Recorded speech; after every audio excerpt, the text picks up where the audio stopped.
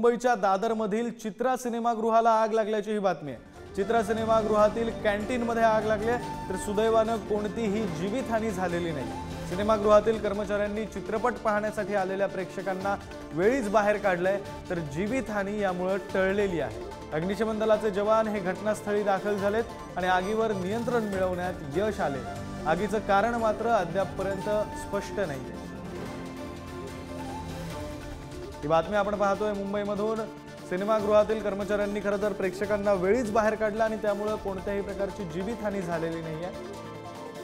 मुंबईच्या दादरमधील चित्रा सिनेमागृहातील हा प्रकार आहे। खरं तर सिनेमागृहाच्या कॅन्टीनमध्ये आग लागली आणि त्यानंतर आता अग्निशमन दल सुद्धा दाखल झाले।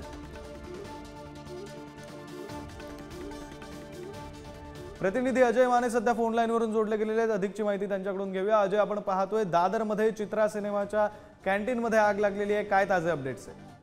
विक्रांत, आपण जर पाहिलं तर दुपारी 3च्या शोला जी गर्दी होती ती आज रविवारच्या अनुषंगाने झाली होती आणि अचानक दादर येथील चित्रा जो सिनेमा आहे त्याच्या कॅन्टीन मध्ये आग लागली आणि त्याच्यानंतर एकंदरीत गदारोळ तिथे झाला। पण सिनेमागृहातल्या जे कर्मचारी आहेत त्यांनी वेळेतच सगळ्या प्रेक्षकांना ते बाहेर काढला आणि या आगीवर आता नियंत्रण मिळवण्यात अग्निशमन दलाला जे ते यश आलेलं। पण अद्याप या आगीचं कारण जे आहे ते स्पष्ट झालेलं नाही।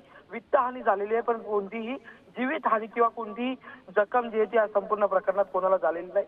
सुदैवाने हा धोका टळलेला आहे पण मूळ कारण काय हे समोर आलेलं नाही। विक्रांत, अगदी खरं आहे अजय, धन्यवाद दिलेल्या सगळ्या सविस्तर माहितीसाठी।